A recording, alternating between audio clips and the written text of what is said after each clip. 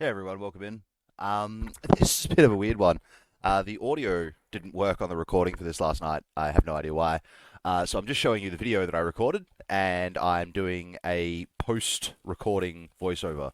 So this is episode 2 of Slab getting geared.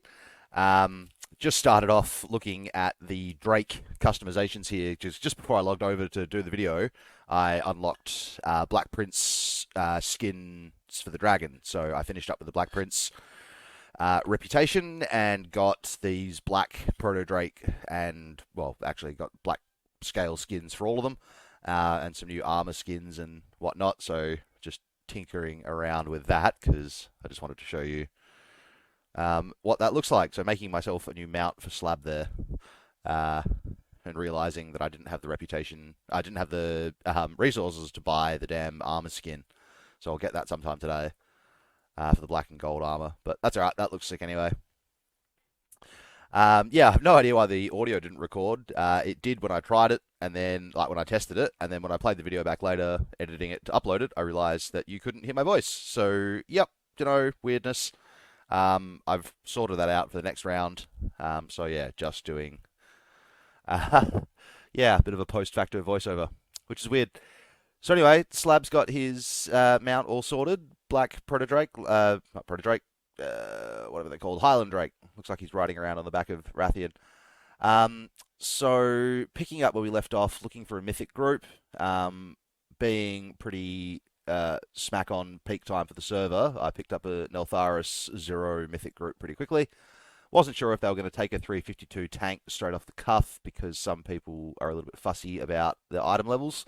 But as it turned out, this group was ready to go, so they grabbed me. So I just let them know that I was on my way up. It's always good to be polite to groups. Don't just assume that there's going to be other people that have gone up to the instance to summon you.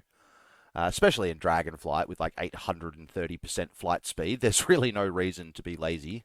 Just fly to the damn instance yourself. If you get a summon on the way, so be it. About the only one that I absolutely cheapskate out on and usually have to have some sort of emergency or I need a coffee or something is the Halls of Valor because it's at the other end of Legion and it takes ages to get to. Like absolute troll by Blizzard there, putting an instance at the other end of an expansion pack and giving us a portal to it in the main city for that expansion pack. So you still have to fly like the entire continent to get there. It's ridiculous. Cool. So heading out towards Neltharis, which is over there at the Obsidian Throne.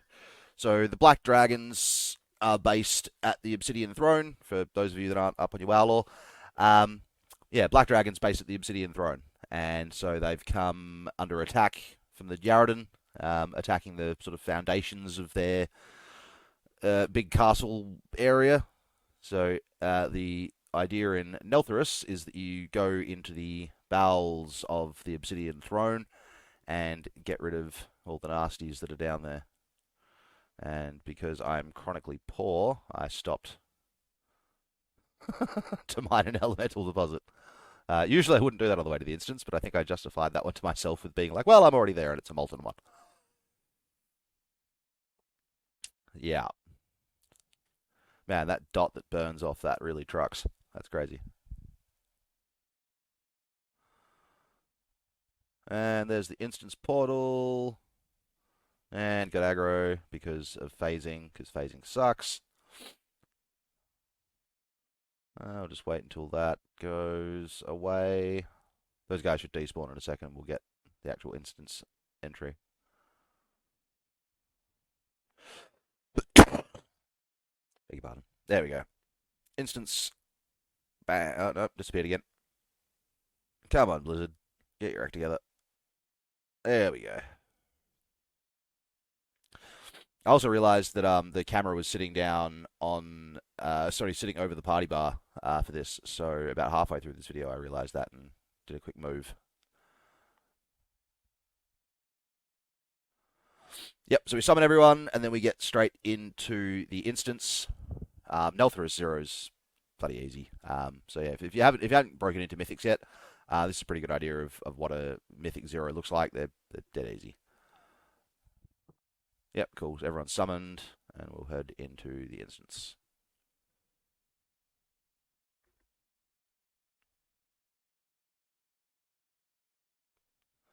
Should smash. I think we smashed this pretty quick. It was like a 15-minute run or something, 20-minute run.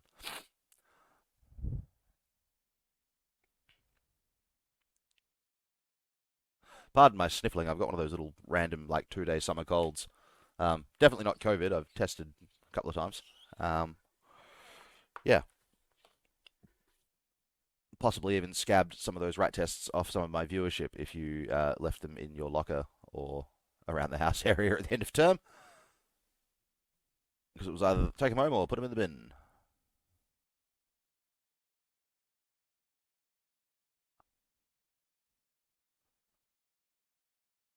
So whenever you're doing a new zone, or like is in a zone you're doing with a new group that you don't know, always a good idea is the tank to like take the first pull a bit soft, just to kind of suss out your healer and see where they're at. You don't want to go charging in and pull like 4 or 5 packs if you're not sure your healer's geared up or decent or paying attention. Halfway through a cup of coffee because it's the start of a zone or something. So warrior tanking's really really fun. Is that red bar under the green bar? That's rage. Warrior tanking's all about managing rage. So you got to hit stuff to generate rage. You generate rage when you get hit, and then you've got to use that rage to hit them back and to pop your active mitigations. So abilities that stop incoming damage. So if you look down at my hotbars, number 4 and number 6 are my most commonly used active mitigations. Number 4 is ignore pain. Number 6, shield block. I've just got them that way because when I was a kid and played this game, I couldn't afford fancy mice. So I had all these like custom keybinds set up on my keyboard so I could move around and use spells and stuff. And it's just a habit now. I mean, I've got a mouse that's got 400 buttons on it, but I still use the old school key bindings that I've sort of came up with back in the day. The other one that you'll see me pop quite a lot is the Shift 1, which is Demoralizing Shout. It's a rage generator, and it also debuffs all the enemies, makes them hit less hard. I also use Shield Wall a whole bunch. That's the control one that you can see there. That's a huge, huge debuff on incoming damage. It's really good. And the cooldown, as you can see there, it's like 3 minutes, quite long. But every time you shield slam, which is my number 1 ability down there that I'm constantly spamming, every time you shield slam, it reduces the cooldown on shield wall. So you can keep shield wall up like a hell of a lot through a dungeon. And I would really recommend doing that as a warrior because it's a really good spell. Make your heal a lot, make your healer's life a hell of a lot easier. So we're almost through the first round of trash clear. This zone's a little bit weird by kind of popular demand or by community decision. You do the second boss for the third boss first, actually. You go straight for Magma Tusk. And then you go Chargath, and then you go the Forge Master, and then you work your way back to Warlord. It's just the way the zone's laid out. It's a lot less backtracking and running back and forth if you do it in this kind of procedure. If you actually go the order that they're suggested on the side there, there's a lot of sort of, cutting back across your own trail, and it just makes the instance take a hell of a lot longer. When the zone came out, a lot of people didn't like this one, I think, because it was a bit of a trek. Lots of people, smart people figured out the pathing that you could just sort of go this way and make the whole thing a lot easier and a lot quicker. It's quite a nice dungeon.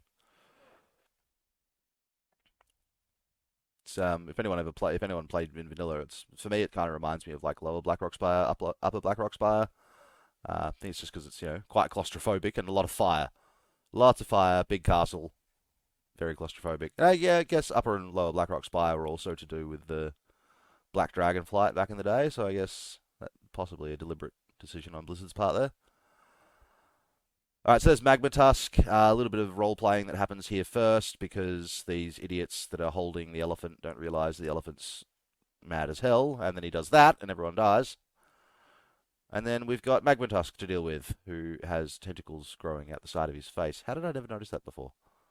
Man, that is some elephant. Far out. Dumbo 2, Electric Boogaloo. Dumbo strikes back.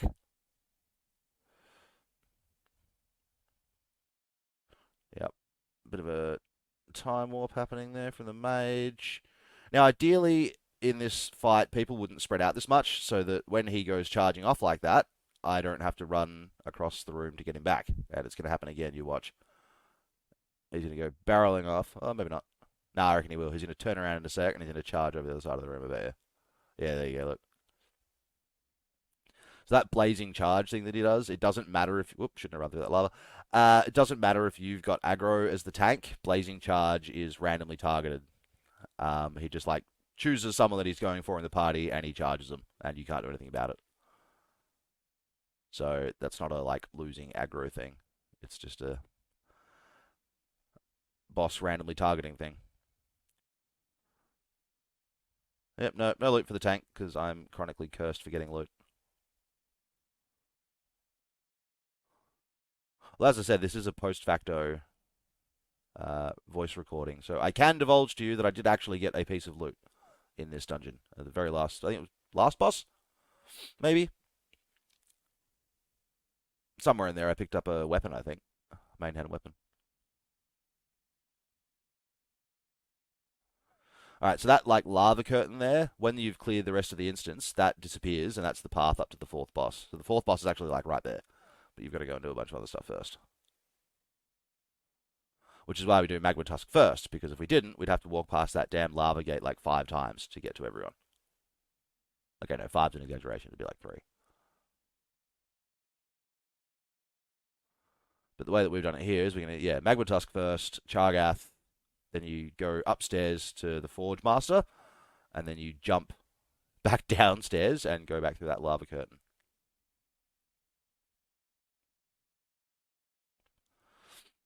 Got a pretty good group here. That I have no idea what that rogue is doing in this dungeon. He's already pulling like 50,000 DPS. I feel like he's probably a little bit beyond the gear in here. That being said, I hear Outlaw's pretty... Like, I hear Outlaw Spec Rogue is pretty damn good for AoE DPS. I'm like not one of these guys that knows everything about everything in the game. Like, I try and know as much as I can about my stuff. But like how, you get these crazy folk that are like, yeah, I'd never played the class, but I spent 12 hours researching their best way of playing so that I could tell somebody about it. It's like, oh, okay, that's really helpful of you, but yeah, I don't have that kind of time. So I just kind of do my thing.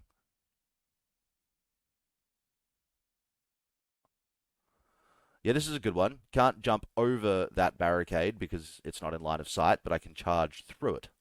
Nice one, Liz. Very consistent physics. I guess I shouldn't grizzle about physics being realistic in a game that is functionally torchlight. Man, though, actually, on the topic of stuff that they've buffed up, the texture packs in Dragonflight are cooked. Like, you zoom in on something, you can actually see, like, if they got, like, a fur cape on, like, you actually see the fur, like, the texture of the fur. Before, like, previous incarnations of the game, it was like, it told you it was a fur cape, and when you zoomed in on it, it was just a flat texture of white. So, boy howdy, have they really punched up the graphics here. Which is lovely. Makes it a whole lot easier to see. I actually noticed, if you know the zone Court of Stars, the last boss in Court of Stars, if you don't know, is infamously annoying because he casts this wind-slicing thing on the ground that will absolutely kill you dead if you don't get out the way of it. And it doesn't give you a lot of notice about when he's chucking it. And the spell itself is this, like, pale grey sort of colour, like the colour of wind. And you're out on this terrace that's tiled in grey. So I noticed last night, when I was doing COS, that they have changed the texture pack for that particular spell. It's now like bright purple. So you just really cannot miss it. Which is really cool, because I had more than one group that got absolutely totaled on that thing from people not being able to dodge that thing. Which I guess, like, I don't believe I'm colorblind, so I was able to see it pretty easily. And that's, like, not a flex. I feel like that's a really good instance or a really good demonstration of Blizzard starting to be a little bit more inclusive to things like that. Because if you were colorblind for, like, greys and whites and stuff, you wouldn't have had a freaking chance on that fight. Like, that's just not fair. Like, that ability would have been invisible to you. So it's good that they've started doing like that, stuff like that. And if you go into the options menu now, there's all these like customizations that you can do where you can like change the whole color palette of the game to suit your like particular kind of color blindness. That's really cool. And obviously they've got subtitles and stuff on now if you want them, which is really cool. So if you're people who are challenged in hearing, they can get into the game as well, which is lovely. It's like a really lore-rich game. All these like massive conversations and stuff that happen. You can't hear them if you're hard of hearing. Back in the day, it never used to have subtitles. I was like, oh, screw you.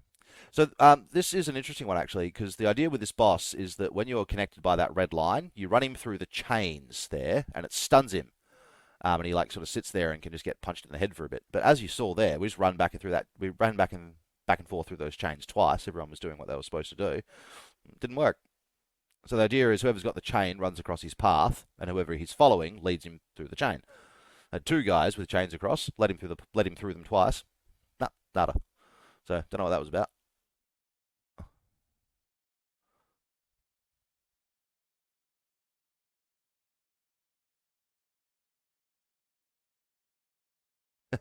Man, so colourful with the mage in the group. Like arcane stuff flying everywhere.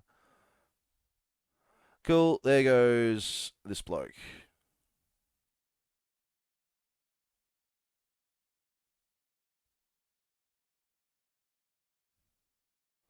I just thought I'd point out to the party.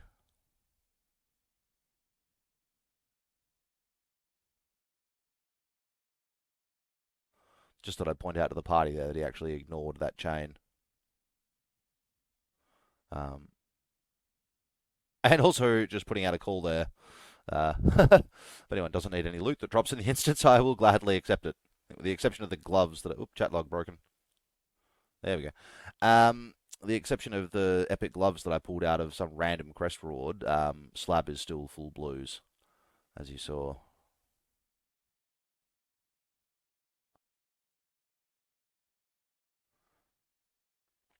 Yeah, so this is literally the first time I've walked into a mythic as a prot warrior and with Slab, and I can absolutely, without any shadow of doubt, tell you that this is a hell of a lot easier than it was on my Demon Hunter. Um, Demon Hunters are really, really good tanks. I love the class. I will continue to keep playing them as my main. I would be lying to you if I said, well, I'd be lying to you if I said that like you don't have to work harder as a Demon Hunter tank. Like beyond a certain point of gear, you'd be right. But yeah, when I first came into Mythic Zeros on Demon Hunter, I was having to work really, really hard to like a make sure that I was healing myself as much as I could because the healers weren't sort of keeping up as well. And B, keeping aggro because with a Demon Hunter, you got to lay down a lot of AoE stuff to be able to keep everything attacking you at once. And sometimes if you're busy laying down all the AoE, you don't have the global cooldowns or the fury to keep their active mitigation up. Now, last week when I came through here on my Demon Hunter, you could skip this pack. You just walk sort of straight through the middle, and the two guys on the side that were asleep stay asleep, and the other guy just ignores you. But they've obviously changed that because we just walked through the middle there, and all three of them went for us out of nowhere. And the two guys that were asleep woke up and jumped down. So Blizzard have obviously decided that they don't want people skipping that particular group for whatever reason. A lot of trash in this instance. It's a big trash heavy instance. A lot of stuff to get through. It's made all the harder by people not skipping things that we can skip. However, this the next guy, that guy there on the stairs, old mate that's fast asleep, he stays fast asleep. If no one hits him, you can actually just literally walk right past him. It's the first day on the job, having a nap.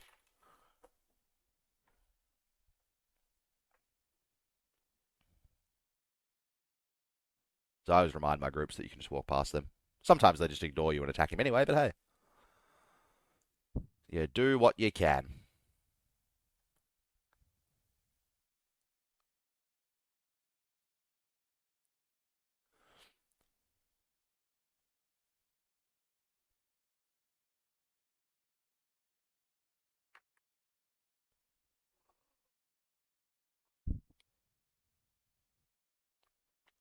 So we're coming into the Forge Master's room now. See what I mean? Like, I want you to do this guy's second. So you would have had to walk all the way upstairs, killed the guy, got all the way back downstairs, then got all the way back round to the elephant, and then back in. Yeah, it's just nightmare.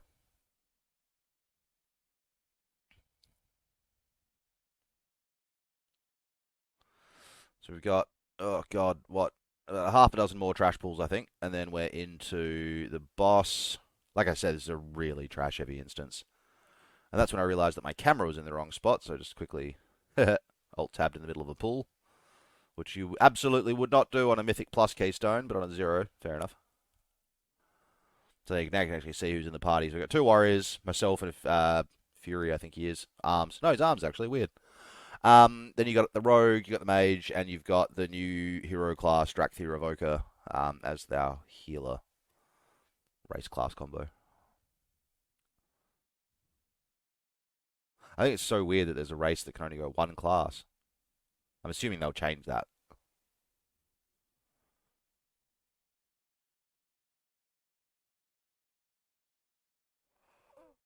Yeah, the new race, Drakthir, they can only play Evokers.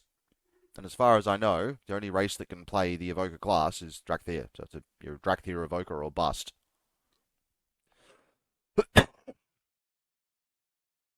Seems weird.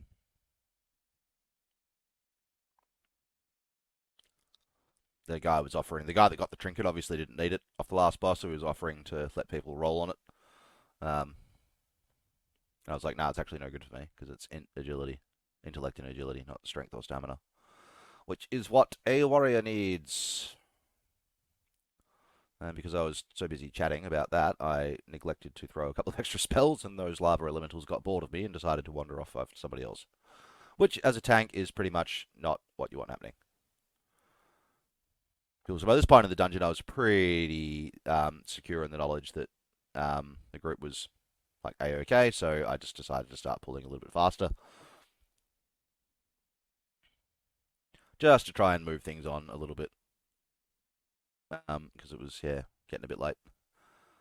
At this point, I'm pretty sure, yeah, I recorded this one last night, which is why you can see out the blinds to the side of me that it's, yeah, dark.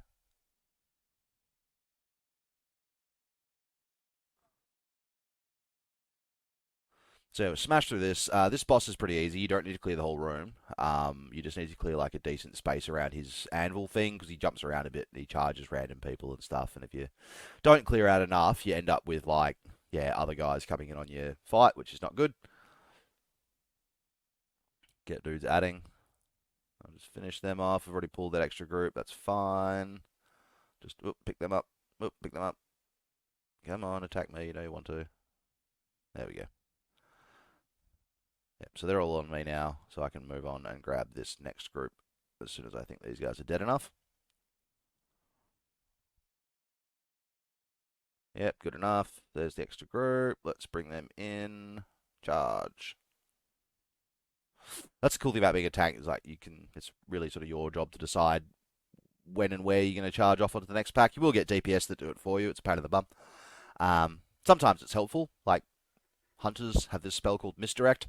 They can cast it on you and then shoot someone, and then all the threat they generate goes to you. So that's actually them helping you do your job, which is cool. That's cool. Rogues can do tricks of the trade, which is the same thing. I don't think anything else has a misdirect that I know of. But yeah, when you get like mages and stuff that just go careering off into packs because I think you're going too slow, that's annoying. There we go. Jumps back to the forge. I'm just going to stand here and throw my damn hammer at him. Because the second I go running in there, he's going to do something that's going to make me turn around and need to go running out again. So the reality is, as a tank, as long as I've got threat and I'm not standing and stuff, I am a-okay. The other thing is that groups, particularly melee DPS, will tend to follow the tank. So if I go running off there to the anvil to fight him in the middle, odds are that rogue's going to come with me, and so is that warrior. And then the potential for them aggroing those other pats become a lot higher. So if I just sort of stand back here and keep chucking my hammer at him, I can keep aggro, and we can make sure, well, I can try and make sure that our chances of pulling those extra guys are reduced. Not that it would probably matter if they were pulled at this point. Like we'd probably still be fine, but better safe than sorry. Better safe than sorry. There, he'll be down in 3 seconds flat, and we can move on. I fully thought those lava elementals aggro just then, but they didn't. Phew. Yeah, there you go. Forge Storm. Oh, hell yeah. Bit of an upgrade there. Bloody hell. Doesn't match my transmog at all, but that's alright. I'll fix that when we get outside. There's the demon. There's the rogue being like, yo, give me that mace. And me being like, no.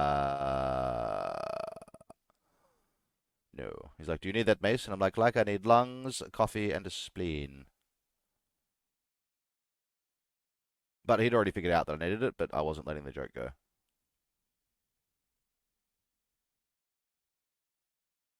I can't remember if humans need spleens or not. Somebody figure that one out for me.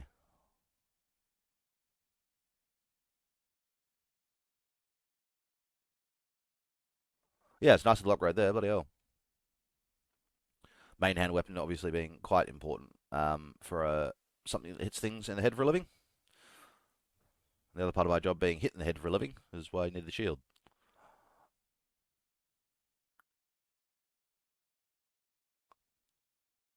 I hate this fight. So claustro, so much lava that goes out, but there's no way we can really pull them. If we pull them back out into the middle there, you run the risk of people aggroing idiots. Oh, dead dragon in the corner. Charming. Thanks, the Kalashi jerks. Cool, dead, and dead. And then we jump down after we avoid the lava enough to loot. As a warrior, you can use Heroic Leap to just, yay, avoid the fall damage there. And as you can see, that lava curtain's come down, and there are now 3 big dudes, well, 2 big dudes and a phoenix, standing here where the lava curtain was before. Lots of fire damage in this bit. You actually can't stand over the bits of the floor that have the grill. If you're standing over those bits that are open to the lava, even though it looks like there's a floor there, you will take burn damage. So you've got to stay on the unbroken bits of floor. So not a lot of burn damage, but still. You stood there for the whole fight, it'd definitely make your healer's life harder. Yes, Candescent Tempest, my least favourite spell in this joint. It's this like big flappy wing thing that the birds do. Can't be stopped, can't be interrupted, and it torches everyone and blows them away. So you can't even get in there to damage him. Pain in the bum. So yeah, 12,000 damage a tick, like a second from standing on that floor. So yeah, not to be sneezed at. So we got this mob. I think there's one more trash pool, and then there's the boss. Memory. Boss is pretty straightforward. The only thing weird he does is that there's these like piles of gold lying around his area, and at a certain point of the fight, he like puts a bubble like that one that's up now. He puts that around himself, and he becomes immune to all damage. And you got to go and dig through these piles of gold and find the magic doodad that brings his shield down, and then use it on him.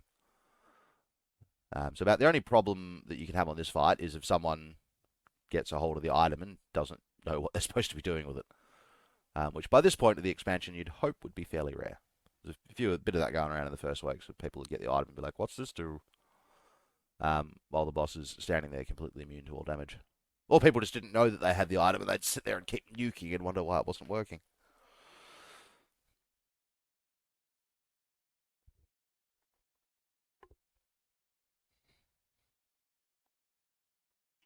So as you can see, warrior tanking's like pretty easy. I'm able to run a video like this.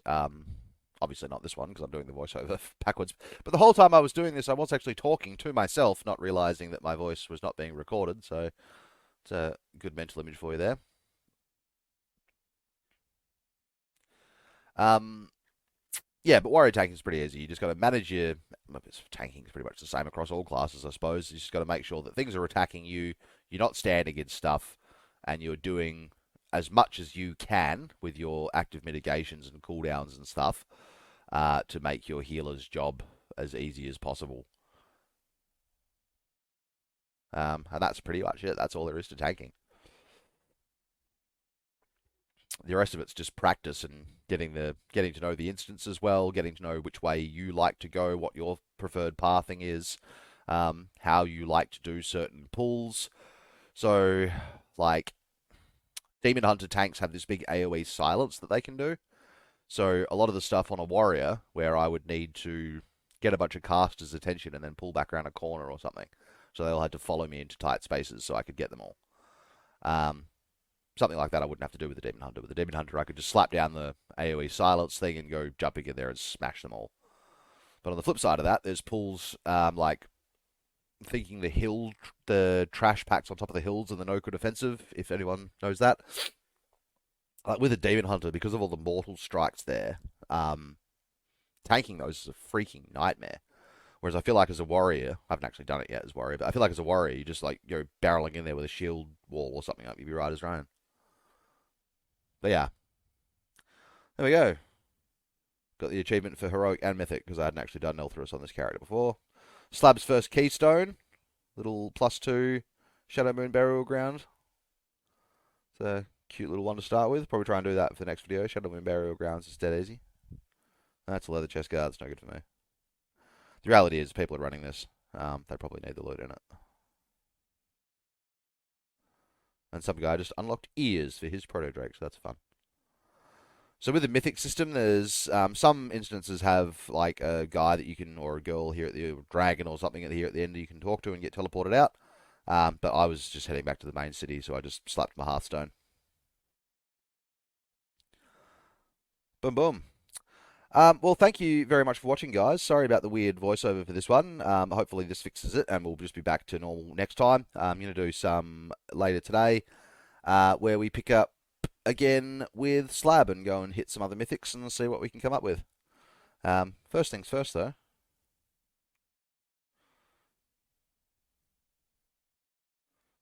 Just get out of that group. Oop. And the traditional fixing of the transmog. Yeah, I do like this transmog. My shoulders and my head and my shield and my weapon are all covered in mouths. Mouths, what actually work. Anyway, thanks very much for watching, guys. Please leave any comments or anything down below, and I will see you again next time. Take it easy, guys. Peace.